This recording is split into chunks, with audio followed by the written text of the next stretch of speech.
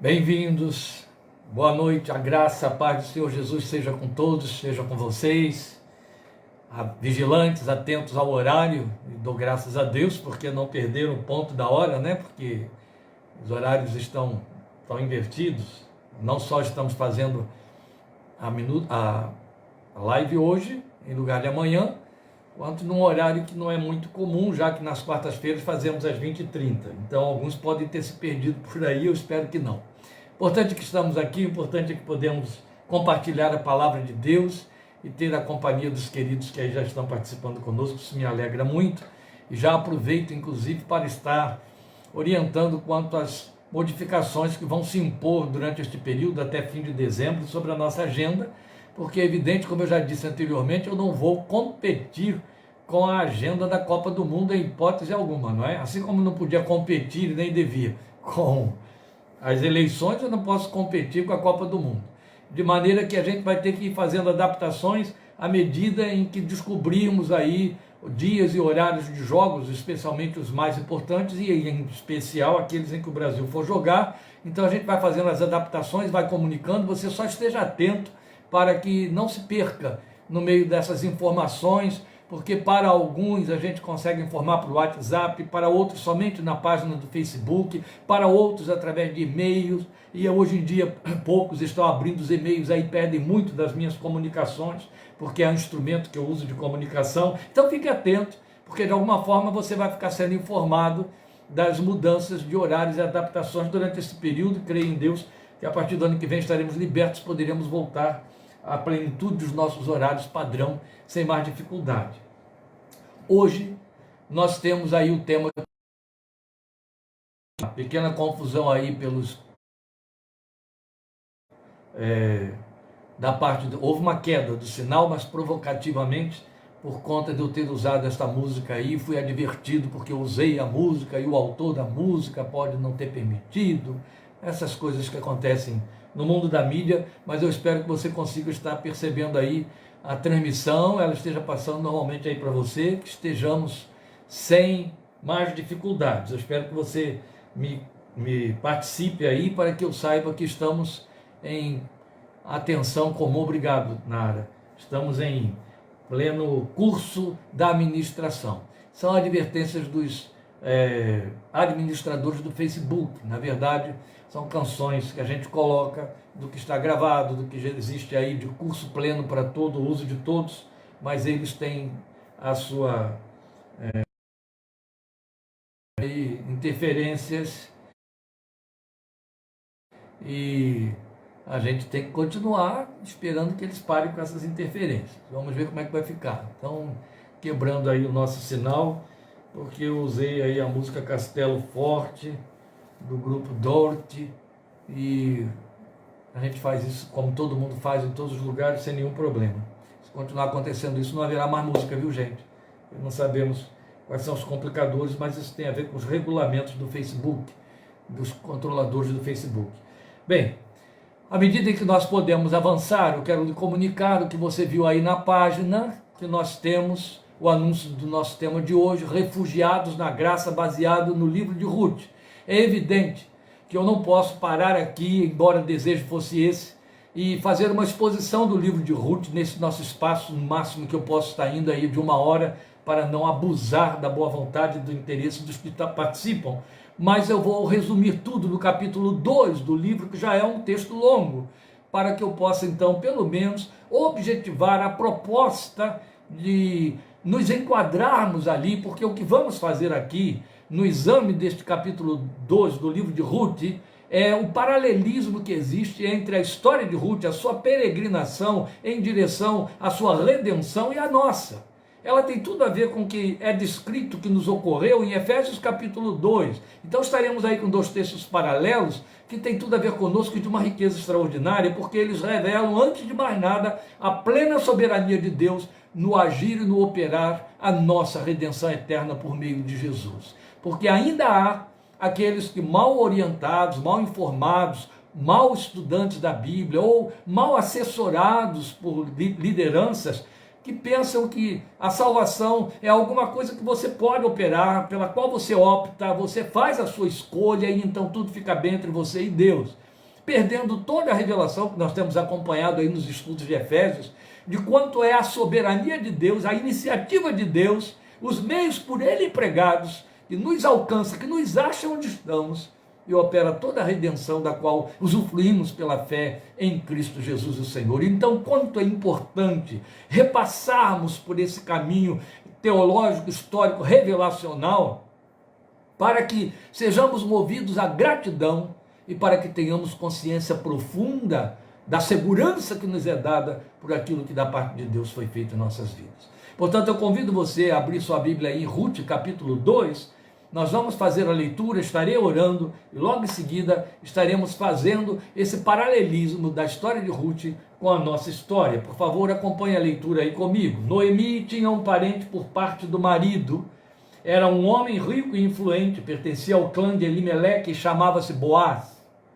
Ruth, a moabita, disse a Noemi: vou recolher espigas no campo daquele que me permitir. Vá, minha filha, respondeu-lhe Noemi. Então ela foi e começou a recolher espigas atrás dos ceifeiros. Casualmente entrou justo na parte da plantação que pertencia a Boaz, que era do clã de Elimeleque. Naquele exato momento, Boaz chegou de Belém e saudou os ceifeiros. O Senhor esteja com vocês? Eles responderam: o Senhor te abençoe. Boaz perguntou ao capataz dos ceifeiros: a quem pertence aquela moça? O capataz respondeu: é uma moabita que voltou de Moabe com Noemi. Ela me pediu que a deixasse recolher e juntar espigas entre os feixes após os ceifeiros. Ela chegou cedo e está em pé até agora. Só sentou-se um pouco no abrigo. Disse então Boaz a Ruth: ouça bem, minha filha, não vá colher noutra lavoura, nem se afaste daqui. Fique com minhas servas. Preste atenção onde os homens estão ceifando e vá atrás das moças que vão colher. Darei ordem aos rapazes para que não toquem em você. Quando tiver sede, beba da água dos potes que os rapazes encheram. Ela inclinou-se, prostrada com o rosto em terra, e exclamou: por que achei favor a seus olhos, ou achei graça diante de ti, ao ponto de o Senhor se importar comigo, uma estrangeira? Boaz respondeu: contaram-me tudo o que você tem feito por sua sogra, depois que você perdeu o seu marido, como deixou seu pai, sua mãe, sua terra natal para viver com um povo que você não conhecia bem. O Senhor lhe retribua o que você tem feito, que seja ricamente recompensada pelo Senhor, o Deus de Israel, sob cujas asas você veio buscar refúgio. E disse ela: continue eu a ser bem acolhida, meu Senhor.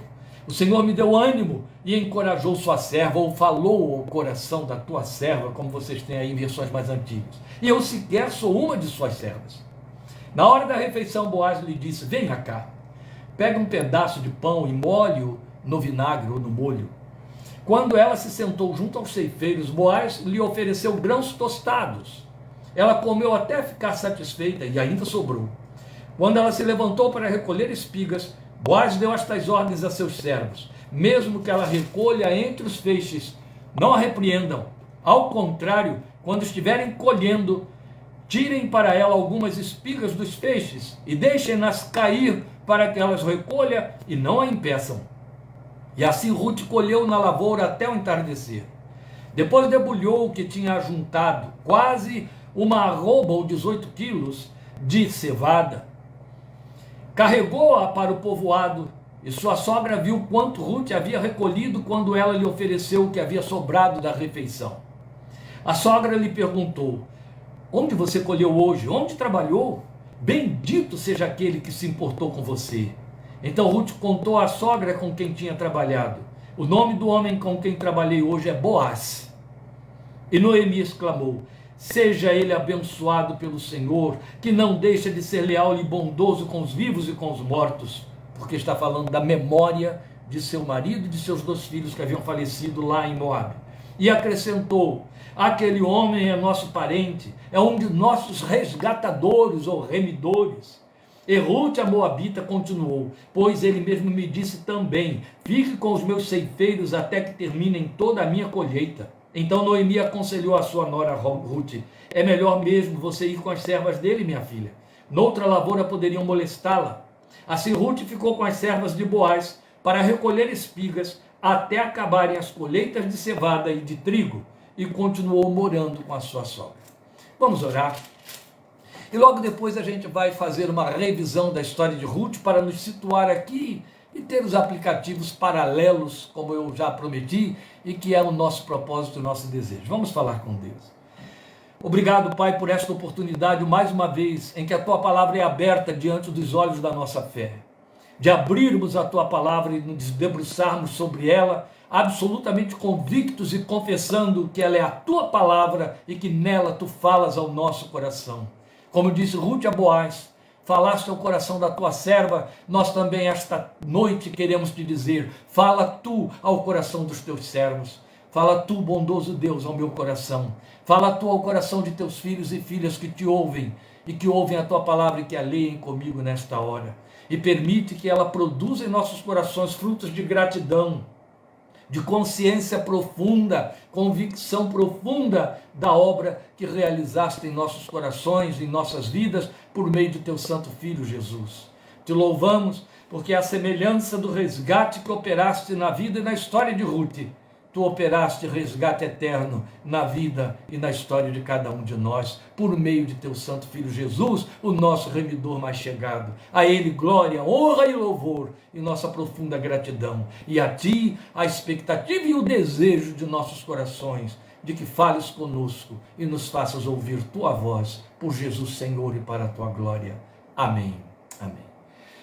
Muito bem, meus queridos. Que você tem aí, estava no vídeo que agora ficou para trás, né? Refugiados na graça, ficou sendo aí o primeiro vídeo, e este entrou como segundo, já que nos censuraram, né? E a gente agora tem que dar sequência. Pois bem, você conhece a história de Ruth, e eu espero que todos os que estão aí participando de nossa live conheçam a história de Ruth, que não temos tempo aqui de reproduzir a história de Ruth. O que eu vou fazer é apenas aqui uns esclarecimentos adaptativos, para que possamos enfocar esse paralelismo que queremos fazer entre o resgate de Ruth, o seu refúgio na graça e o nosso refúgio na graça. Porque, de certa maneira, você vai concluir por si mesmo, e eu convido você a se ver dentro da história de Ruth em caráter muito particular, muito pessoal. Você vai concluir que Ruth nos precede no tempo, não é coisa aí de 3.000 anos, quase 3.000 anos, são 2.500 anos no mínimo. Ela nos precede no tempo como refugiada. E o texto da palavra de Deus diz para nós, usando a boca do próprio Boaz, falando com ela, você vai encontrar isso aí no capítulo 3, que ela buscou refúgio no Deus de Israel. Ela era uma refugiada, e a história dela mostra que ela é uma refugiada. A primeira coisa que nós precisamos fazer é situar Ruth na Bíblia para a nossa abordagem. Você já viu aí no próprio cânon que estamos lendo, na distribuição dos livros do Velho Testamento, que o livro de Ruth vem logo após o livro de Juízes. Ele é o 8º livro da Bíblia. Então você tem os 5 de Moisés, Josué, Juízes e Ruth. Porque a história de Ruth está situada nos tempos dos juízes. Acredita-se, e eu estou entre aqueles que creem, que o livro de Ruth foi escrito por Samuel profeta, Samuel, o último dos juízes de Israel, o último. Pois bem, é muito provável que Samuel tenha sido o autor, porque o propósito com que Samuel conta para nós a história de Ruth, e é uma história contada com uma vivacidade, uma beleza e um lirismo que não se compara na literatura mundial, não se compara, está acima de todas, especialmente se você considerar o arcaicismo da língua e o tempo em que esse romance foi escrito. Só que ele não é um romance fictício, ele é uma história narrada com uma linguagem romanceada, para que a gente possa ter o alívio dos impactos das narrativas pesadas da história dos dias dos juízes. O tempo dos juízes, descrito com tanta minúcia, acredita-se que por Samuel mesmo, é um livro que é uma história que nos impacta muito. A linguagem é pesada, a linguagem agride, a linguagem nos assusta. Tem muita coisa bela lá e tem muita coisa assustadora, porque o propósito do livro é mostrar um tempo tenebroso na caminhada do povo de Israel, que havia saído do centro da vontade de Deus. Então Samuel, com o propósito de nos mostrar a ascendência de Davi, o primeiro rei de Israel, ele então conta a história de Ruth. Ele descreve algo que aconteceu. E é muito importante, porque você vai ver em Mateus capítulo 1, como Ruth entra na genealogia de Cristo Jesus, o Filho de Deus. Então ela é uma personagem de uma importância sem igual na história de Deus e na história da redenção. Deus se serviu de Ruth para fazer dela a bisavó de Davi, o primeiro rei de Israel, que seria tipo do reinado, do governo de Deus sobre a igreja, sobre o seu povo. Aquele de quem foi dito pelo próprio Deus: achei Davi, varão segundo o meu coração. Pois bem, um rei de tamanha importância, tão referencial na história de Israel, até os dias de hoje, precisava ter a sua genealogia pontuada de forma mais ampla, mais perfeita. E aí, grande surpresa, na genealogia de Davi, o principal rei, o primeiro, o personagem mais importante na história da redenção, antes de Cristo, conta uma moabita, uma estrangeira, uma gentia, uma pagã, não só, a filha de um povo que estava sob maldição divina. Vocês devem lembrar como se deu a origem do povo de Moabe e do povo de Amon. Amon e Moabe eram primos. Eles nasceram de frutos de incesto. Moabe foi o filho da filha mais velha de Ló com ele. Filhos de incesto. Amon da outra. Está na história de Gênesis. E aconteceu que o povo de Moabe, que cresceu muito, assim como o povo de Amon, ofereceu resistência a Israel na peregrinação para Canaã. E Deus amaldiçoou Moabe.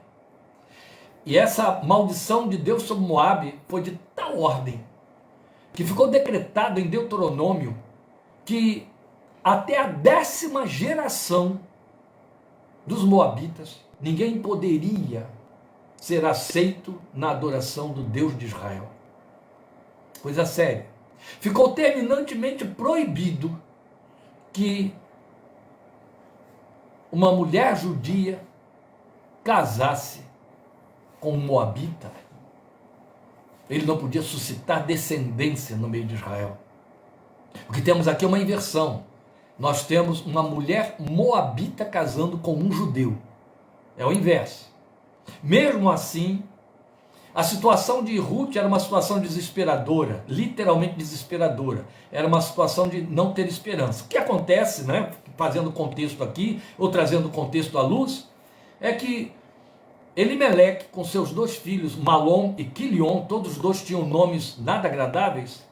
Um significava caído, Quilion, o outro significava frágil, fraco.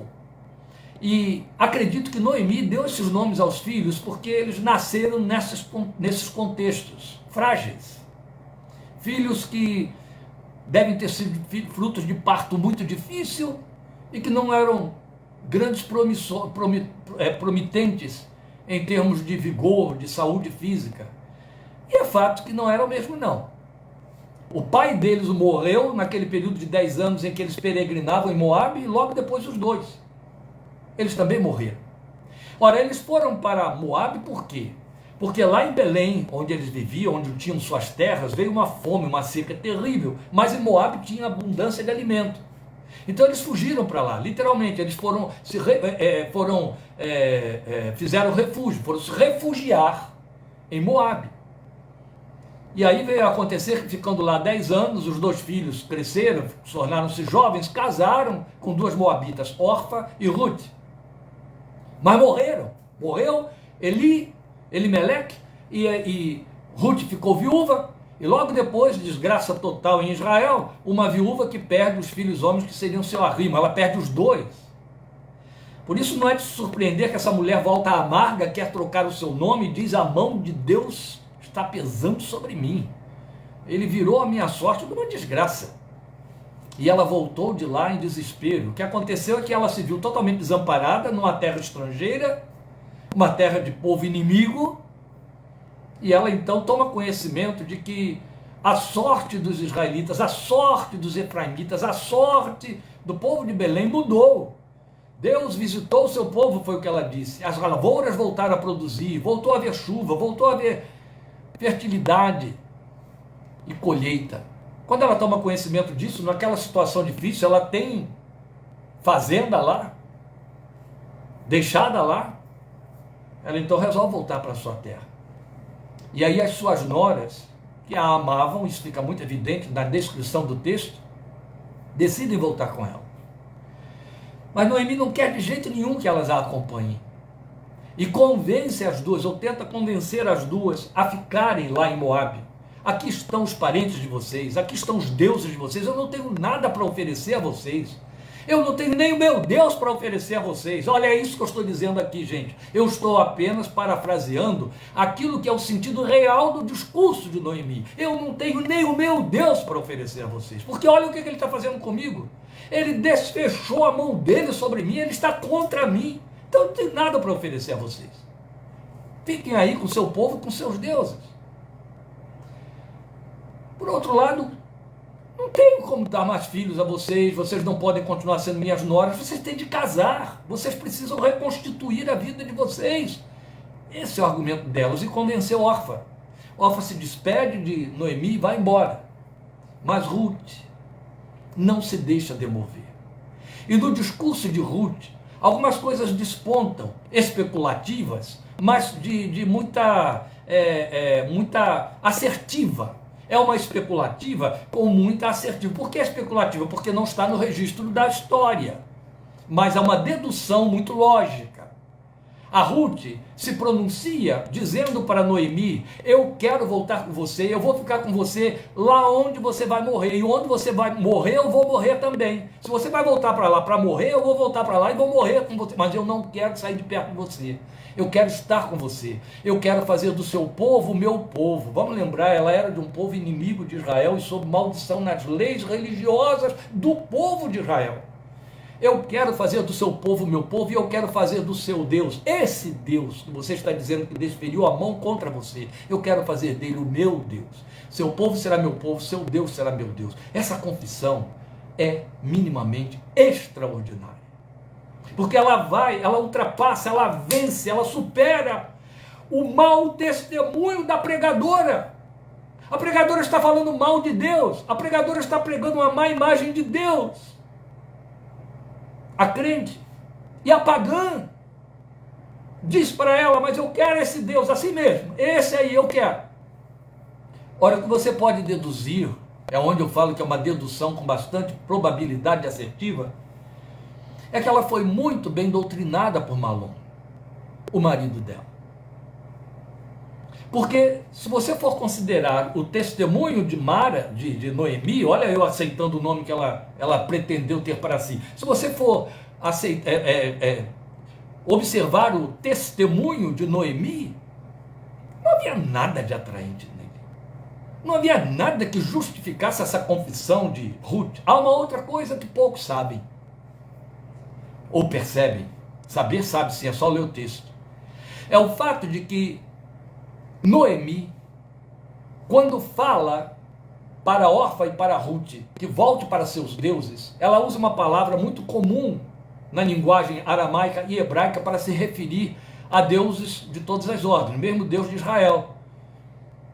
Mas quando ela fala com Ruth, ela se refere a ele pelo nome próprio dele. Ela o chama pelo nome que desapareceu, que alguns acham que é Jeová, outros que é Javé, mas desapareceu a pronúncia desse nome.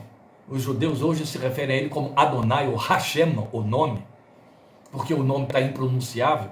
E ela usa esse nome de Deus, que só era usado pelo israelita adorador, que o conhecia, que tinha acesso a ele como adorador.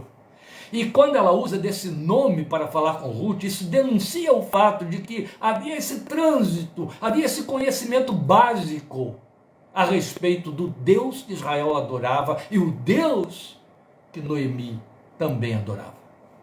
Então ela tem liberdade de citar o nome de Deus conversando com a sua nora, o que prova que Ruth o conhecia pelo nome, provavelmente aprendeu isso de Malom.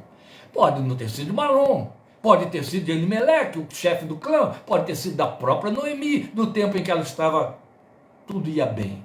Noemi se revela para nós aquele tipo de crente que é crente enquanto tudo funciona, a oração está sendo respondida, os desejos estão sendo atendidos, e para de funcionar, então para de ser crente de ato contínuo. As coisas começam a dar errado e tragédias começam a chegar, e vamos reconhecer, não se trata de coisa pequena nem pouca. Ela fica viúva e perde os 2 filhos numa terra estrangeira. E depois que ela faz o movimento em direção a buscar refúgio para saciar seu desespero, sua fome, lá em Moabe, agora toma conhecimento de que a bênção chegou na terra onde ela deveria ter ficado.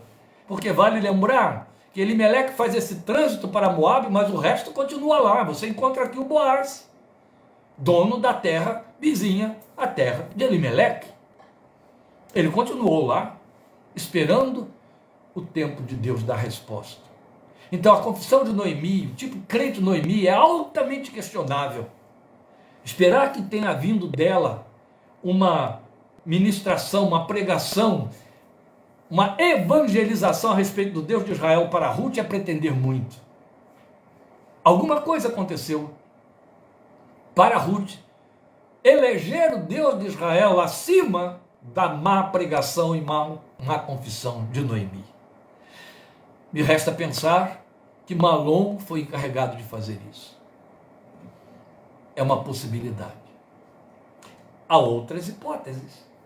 A ação direta de Deus no coração dela, que foi o que ele fez conosco. E aí, porque veja, se nós formos considerar que chegamos ao conhecimento do Deus de Israel pela pregação da igreja, e Noemi então seria esse instrumento para Ruth, aqui estava uma péssima igreja, dando um péssimo testemunho, pregando de forma totalmente distorcida, e ainda assim ela veio a crer.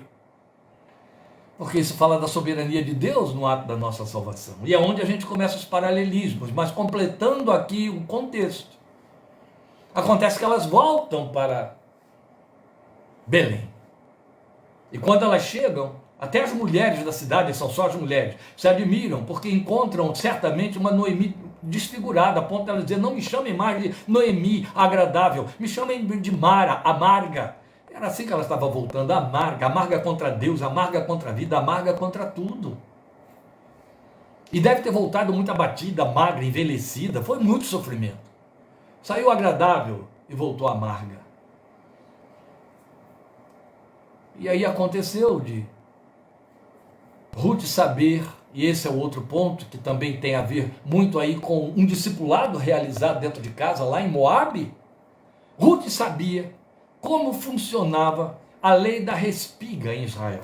O que era a lei da respiga em Israel? A lei de Moisés estabelecia, era a Santa Casa de Misericórdia de Israel, estabelecia que quando um agricultor, um fazendeiro, fosse fazer a colheita, e a colheita em Israel, ela era muito cercada de festa, muito cercada de beleza. Depois de toda a colheita feita, eles davam sempre uma grande festa, e essa festa está aqui. A colheita teria de ser feita pelos ceifeiros, e tudo que caísse da mão dos ceifeiros, tudo que caísse dos cestos dos ceifeiros, tudo que caísse das gavelas. O que eram as gavelas? Eles pegavam aqueles feixes imensos de trigo ou de cevada e amarravam. E o que caísse na hora de amarrar, eles não podiam pegar do chão. Era proibido. A lei impunha que isso não podia acontecer, não importasse o tamanho e a quantidade do que caísse. Outro tanto, a lei dizia, não voltem para pegar o que caiu no chão. Isto é função de viúvas e de órfãos. As viúvas e os órfãos poderão ir atrás de vocês. Os pobres irão atrás dos ceifeiros pegando tudo que cair no chão, mesmo que eles façam um grande monte daquilo que cair no chão. O nome disso era respiga. E Ruth entrou lá sabendo que era exatamente assim que funcionava. E aí o que ela fez? Chega para a sua sogra e diz, eu vou procurar aí um campo onde estão colhendo trigo e cevada, eu vou respigar atrás deles, quer dizer, vou colher algo para trazer para casa e matar a nossa fome. Elas chegaram ali em estado de miséria, era fome mesmo.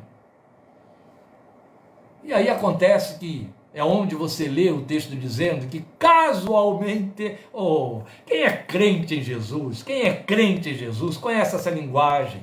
Sabe o que significa os casualmente criados por Deus? Aquela forma do Espírito de Deus nos guiar na direção da sua vontade sem que a gente se dê conta. A gente acha que são os fatos circunstanciais que estão movendo os nossos passos, e quando a gente descobre no resultado de tudo, era Deus que estava o tempo todo conduzindo o nosso caminho. Aconteceu com Ruth. Casualmente foi parar naquela parte do campo que pertencia a Boaz. E ali ela começou a fazer a respiga. Mas Boaz chegou e viu aquela moça que deveria ser muito bonita, jovem ainda, no meio de pessoas que deveriam estar debaixo de andrajos e coisa parecida, e ele pergunta: a quem ela pertence? De onde ela veio? Quem é ela? Ah, é uma moabita que veio com a sua sogra Noemi. Noemi era parenta, o marido de Noemi, Elimeleque, era parente de Boaz. E então, ele conta, os ceifeiros contam, essa é a nora de Noemi, que amparou Noemi, que não deixou ela voltar sozinha, que está aqui fazendo respigos para levar alimento para sua sogra. Isso tocou em Boaz.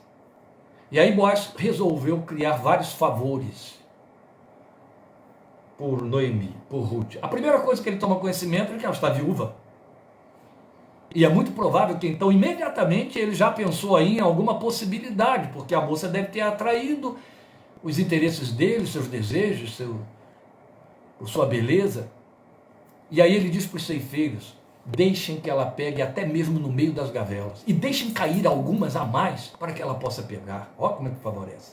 Aí vai direto para ela, vai direto e vai oferecendo para ela algumas coisas. Uma das coisas que ele oferece é: pode beber da água dos ceifeiros. Isso é muito importante, porque a água vinha de muito longe, e ela tinha de ser colocada em lugares de fácil acesso para os ceifeiros beberem. Então os respigadores não podiam beber daquela água. Eles tinham de trazer sua própria água, ou se desse sede, no soleirão tremendo, que só começava a aliviar depois das 5 da tarde, da época da ceifa, abril, tinham de ir lá no lugar onde estava a água, lá no poço, de repente a muita distância, para pegar sua própria água e beber.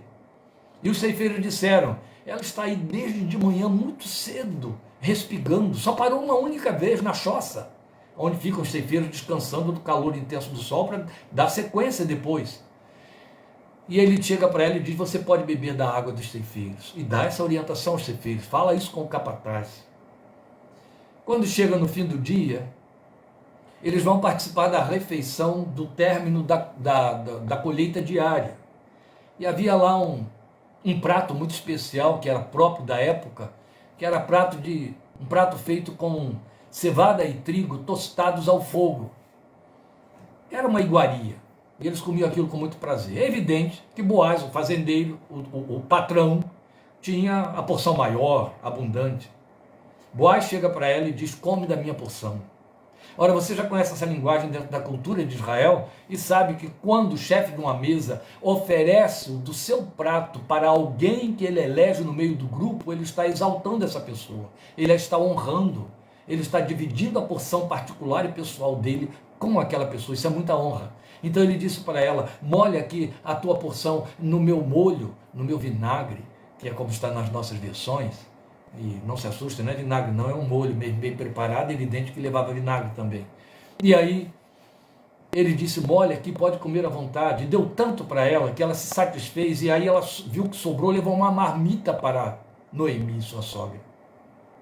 E quando ela volta, que Noemi vê que ela volta levando 20 quilos de uma arroba, dá 18 litros, mas como é de grãos, chega a 20 quilos ou um pouco mais. 20 quilos de grãos, 20 quilos, gente. Fique pensando aí, 4 sacos de arroz, que alimenta uma família de 10 pessoas por alguns dias, vários dias, mais de mês. Imagine, 2 mulheres sozinhas, viúvas, agora com 20 quilos de grãos em casa, quanto pão vai sair dali? Que abundância! Foi isso que ela levou, porque Boaz deu. Boaz mandou ela levar isso tudo lá, ele mesmo encheu a capa dela dessas coisas, mandou levar. Quando Noemi vê aquela abundância toda, ele diz: quem te favoreceu desse jeito? Onde foi que você respigou? Porque geralmente os respigadores, primeiro que eram muitos, pegavam um punhado na mão, era um punhado que podiam conseguir ao longo do dia, era muita gente correndo atrás dos ceifeiros, tentando pegar o que caía. Se batesse na terra de alguém miserável, sovina, ele ia pressionar pelo seu capataz os ceifeiros para que não deixasse cair nada, não desperdiçasse nada. E aí, ela leva aquela abundância toda para casa, causa uma surpresa a Noemi, e quando ela diz onde ela esteve, Noemi já entendeu tudo e já diz, opa, ele é um dos nossos remidores. Isso aí é a linguagem do levirato.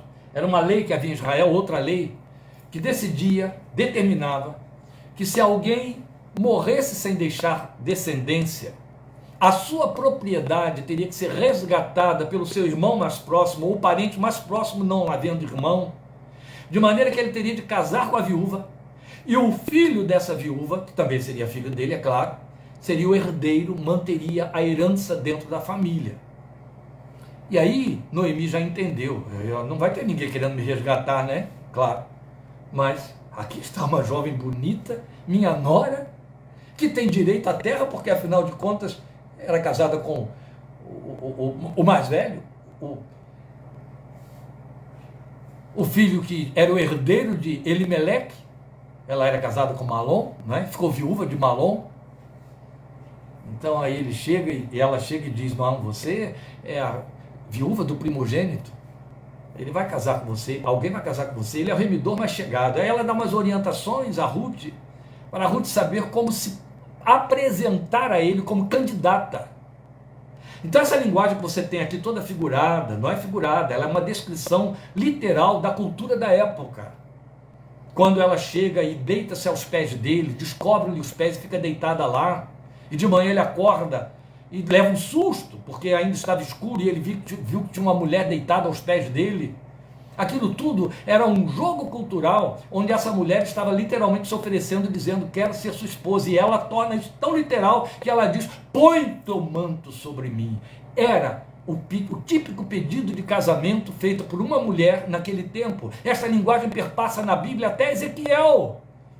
Quero dizer a você que eu usei esse versículo de Ezequiel para o meu convite de casamento.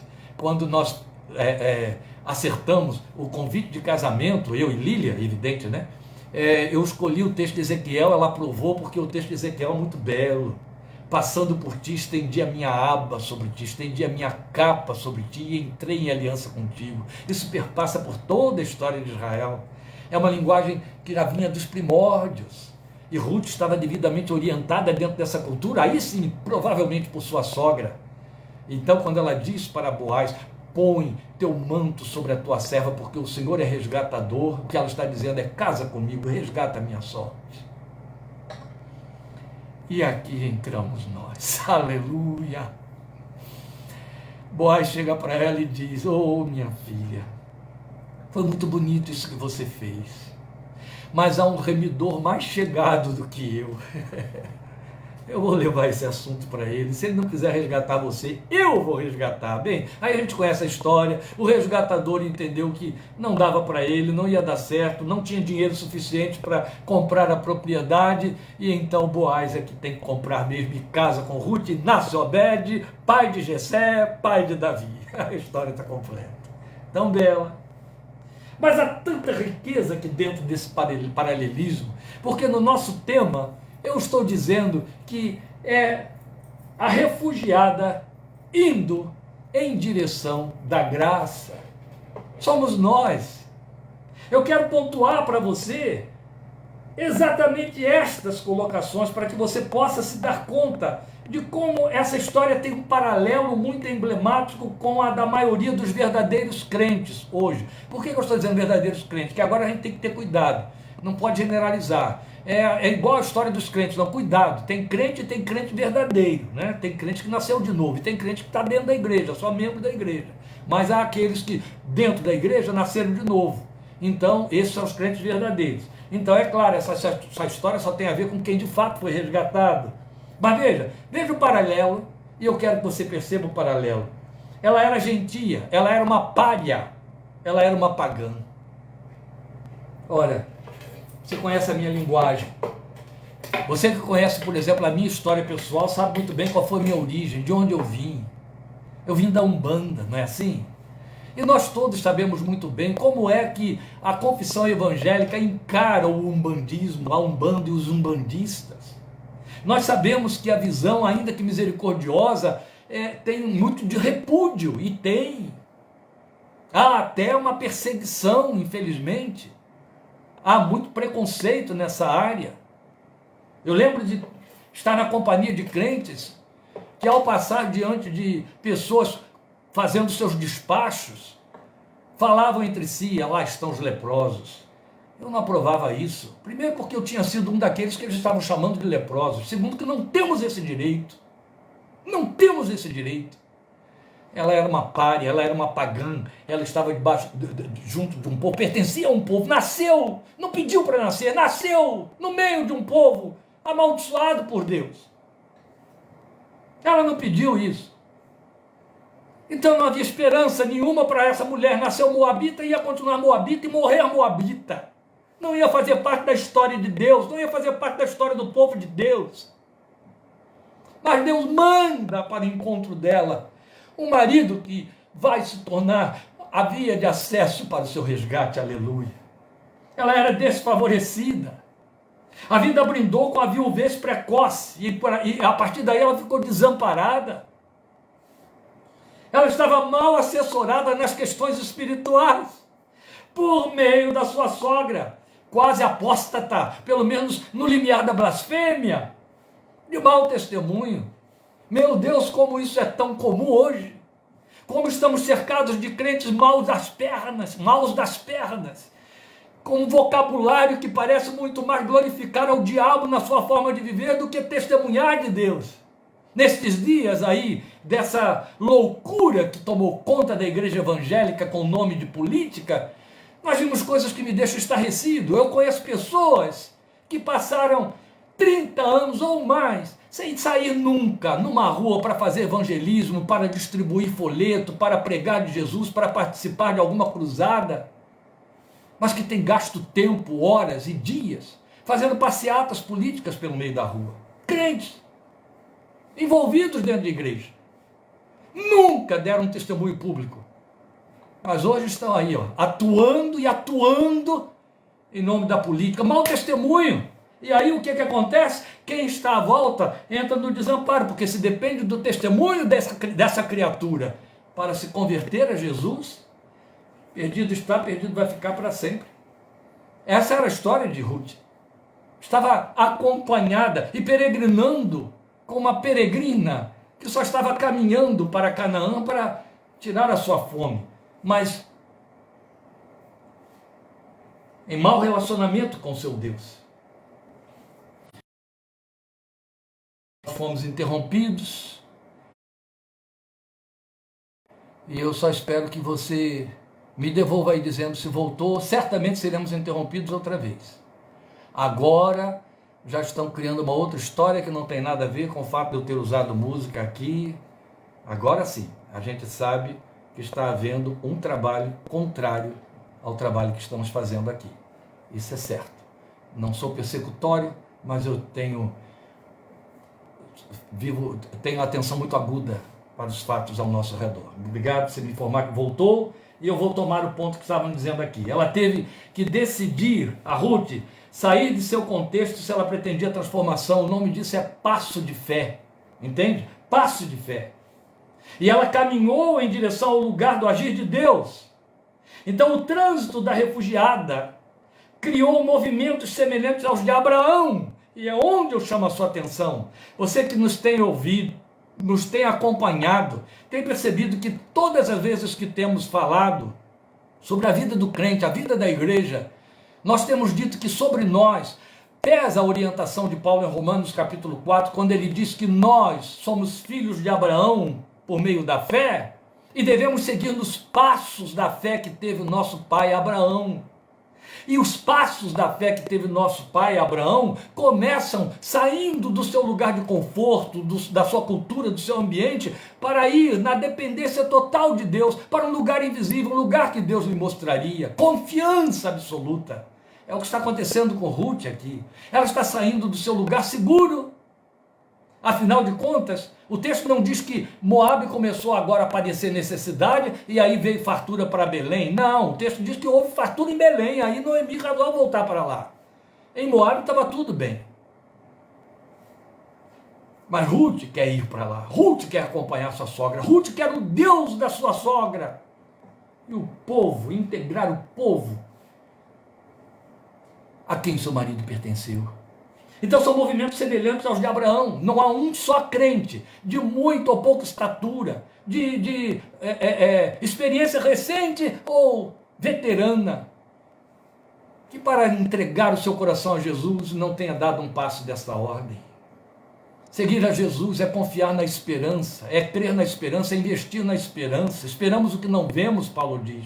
Você espera sobre promessas, a promessa da sua redenção, de fazer de você um novo homem, de preparar você para o céu, uma vida eterna com Deus, de transformar você em filho, filha de Deus. Isso tudo é invisível.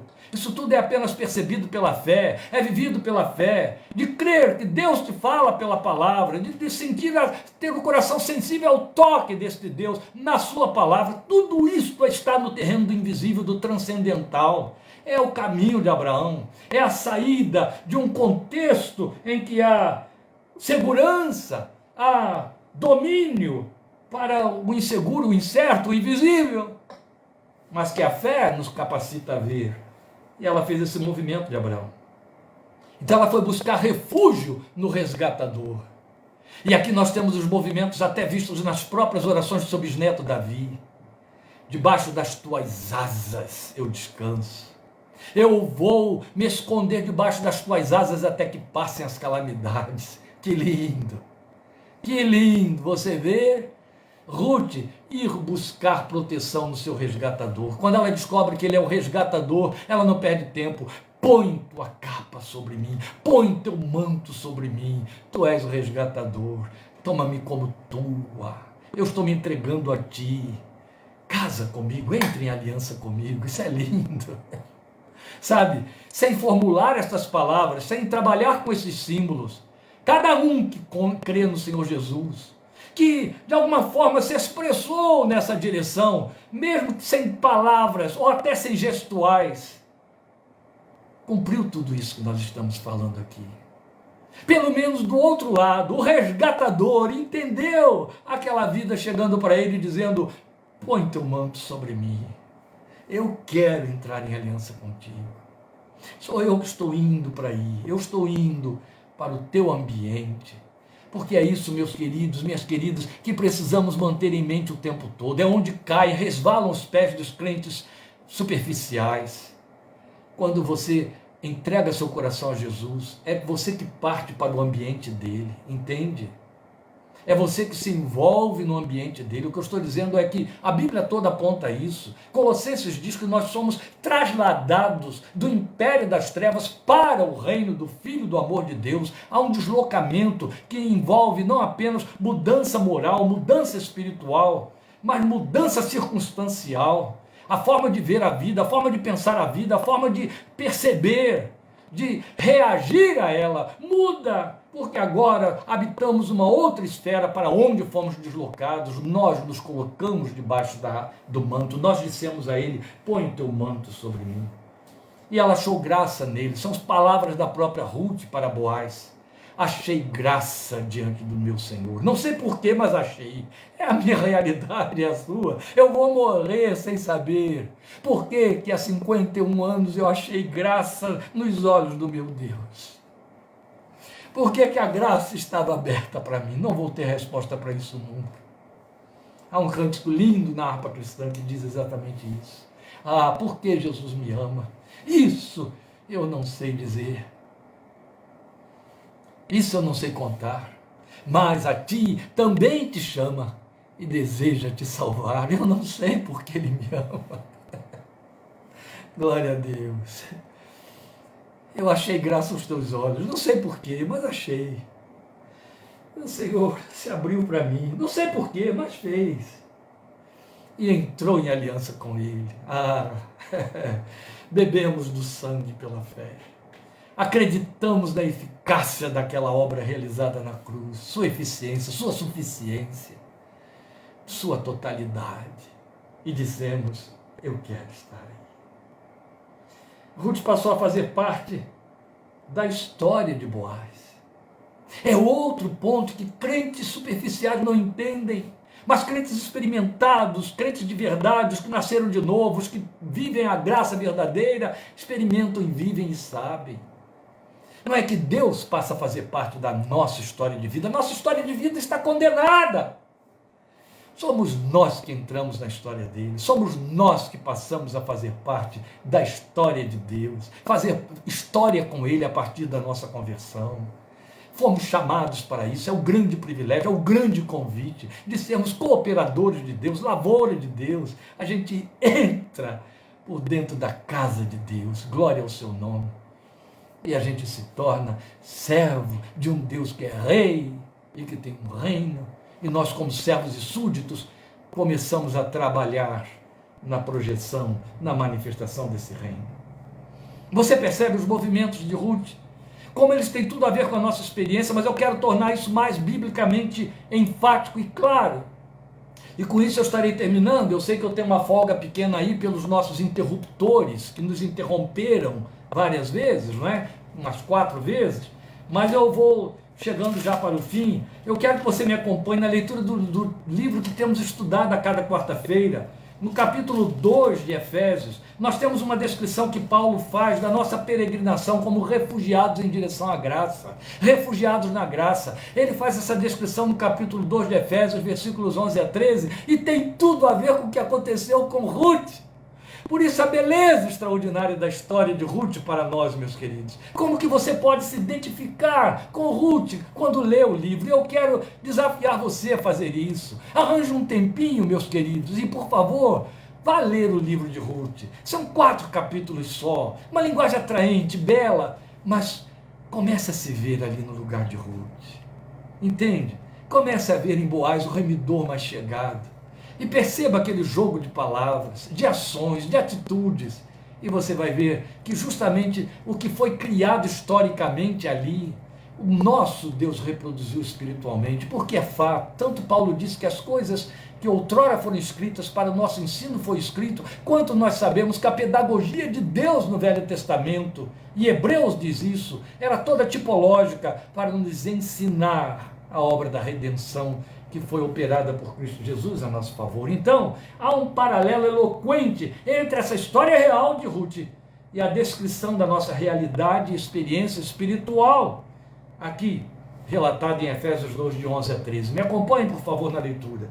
Portanto, lembrem-se, ele começa com esse verbo e esse imperativo, lembrem-se de que anteriormente vocês eram gentios por nascimento, vocês eram moabitas.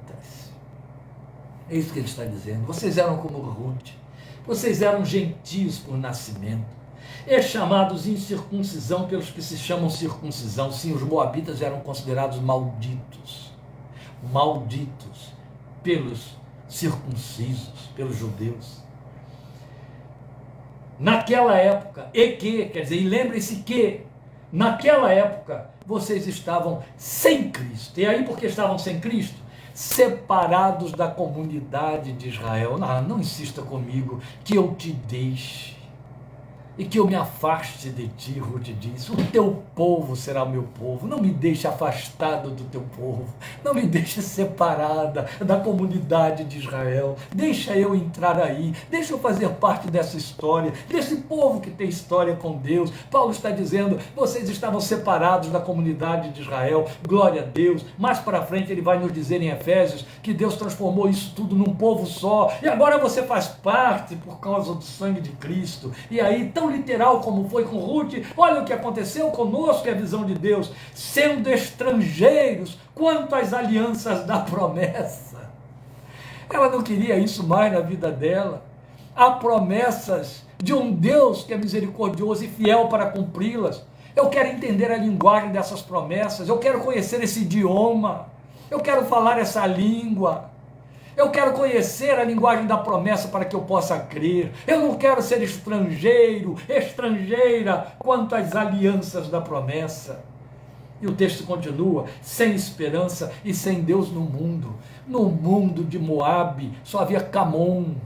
No mundo de Ruth, o Deus era Camon, não era o Deus de Israel. Ela estava sem Deus no mundo, porque Camon era um ídolo, Camon era um Deus falso, porque só o Deus de Israel é o verdadeiro Deus e Senhor.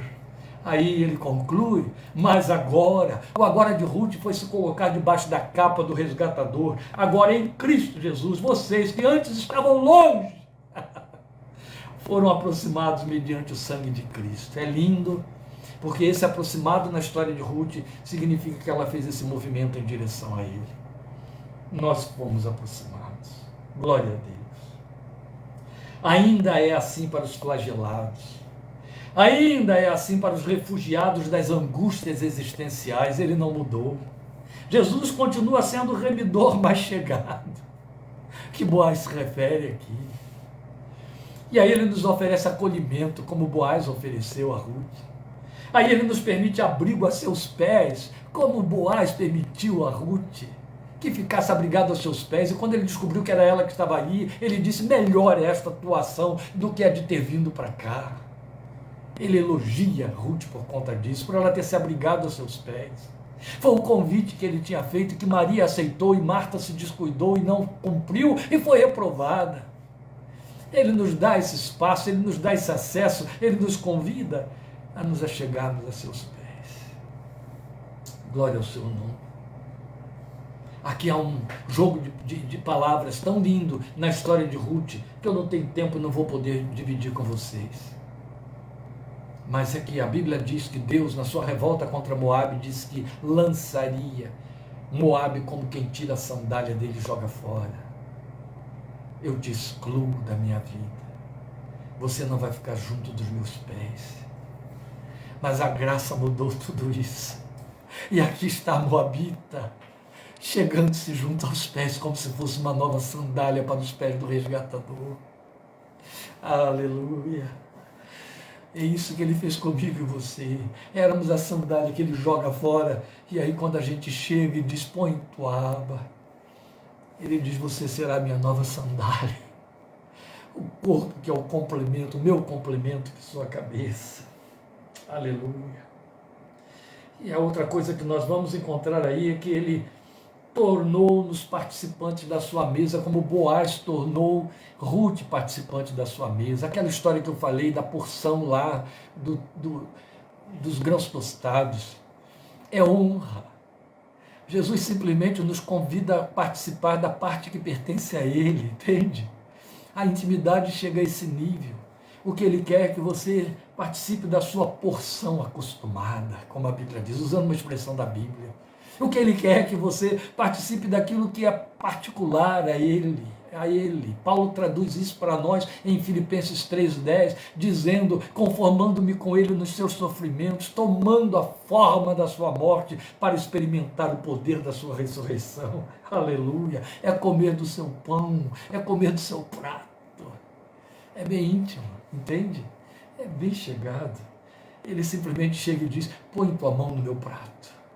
Come da porção que é minha. Ele fez isso comigo e você. A porção dele era o nome do Pai. Eis aí, eu lhes tenho dado o nome do Pai. Pai, eu lhes dei o teu nome. A porção dele era o amor do Pai. Pai, eu os tenho amado para que eles sejam, e peço que tu os ames com o amor que tens amado a mim. A porção dele era o nome do Pai. Pai, eu lhes fiz conhecer o teu nome. Ele nos deu da sua porção. A sua porção era a primogenitura. E a Bíblia diz que Deus nos tornou primogênitos entre muitos irmãos. A sua porção era a herança, e a Bíblia diz que nós nos tornamos co-herdeiros com o herdeiro de Deus, que é Cristo Jesus. Aleluia! Isso é graça. Foi tudo que aconteceu com Ruth. Ela é a grande marca histórica da grande redenção espiritual que foi operada em pecadores, banidos, perdidos, refugiados da vida, como eu e você, e Cristo Jesus, o remidor mais chegado, ali representado por Boaz. Ele fez isso, e ele por fim casou conosco, nos chamou de noiva, e entrou em aliança conosco, e resgatou e mudou a nossa sorte, tal como Boaz fez com Ruth. Isso é apaixonante. Isso tem de produzir em nós minimamente o que aconteceu com Ruth. Há uma nota de realce a aprender com Ruth: gratidão. Toda vez que ela abre a boca, ela está grata. Toda vez que ela abre a boca, ela está dizendo: eu te agradeço, Senhor, eu te agradeço, meu Senhor, eu te agradeço, obrigada, porque fizeste assim comigo. Gratidão, gratidão, gratidão. Verbalizada, evidenciada a cada gesto também do seu resgatador. Cada vez que ele fazia um gesto na direção dela, ela era grata. E a aceitação humilde de seus favores. Oh, queridos, não há jactância aqui, não é? Qual é o lugar de Ruth? Qual é o meu lugar? Aos seus pés. Aos seus pés. Temos um corinho muito belo nos Salmos e Hinos que diz isso para nós. Ah, seus pés prostrados, eis-nos, ó Senhor, vem agora mesmo encher-nos do teu grato amor. É a seus pés. É bonito o cântico que diz que ele nos põe sobre os seus ombros. É muito bonito, porque tem uma figura lá com a 100ª ovelha perdida. Mas o nosso lugar é a seus pés. Aleluia. Vamos lembrar por fim, meus queridos, que Ruth fez história para Deus e com Ele. Por isso que um livro inteiro foi escrito contando a história dela. Eu vou ousar dizer uma bobagem aqui para você, bobagem doce, bobagem gostosa, bobagem que abençoa. A Bíblia diz que Deus tem muitos livros escritos, está em Apocalipse. São vários livros. Eu acho que cada um de nós tem um livro escrito no céu. É a história da nossa redenção, do nosso encontro. Cada um de nós é uma Ruth diante do seu Boaz. Eu não tenho a menor dúvida de quanto Ruth grata amou o seu novo resgatador, seu novo marido, o resgatador, que era muito mais velho do que ela. Eu creio firmemente que o nosso resgatador não quer menos do que esse amor. Ele fez tudo. Estamos em aliança com Ele. Fazemos história com Ele. E essa história será contada por toda a eternidade. Aleluia. Aleluia. Eu queria muito compartilhar essa palavra com você. Continue lendo Ruth. Estejamos juntos quarta-feira, em nome de Jesus, 8h30, para darmos sequência ao nosso estudo em Efésios, parte 32b. Amém? Capítulo 4. Deus te abençoe até lá. Obrigado por sua companhia. Que a graça do Senhor Jesus, seu amor, a sua misericórdia e a comunhão do Espírito de Deus estejam sobre a sua vida e sobre a sua casa, hoje e sempre. Amém. Amém.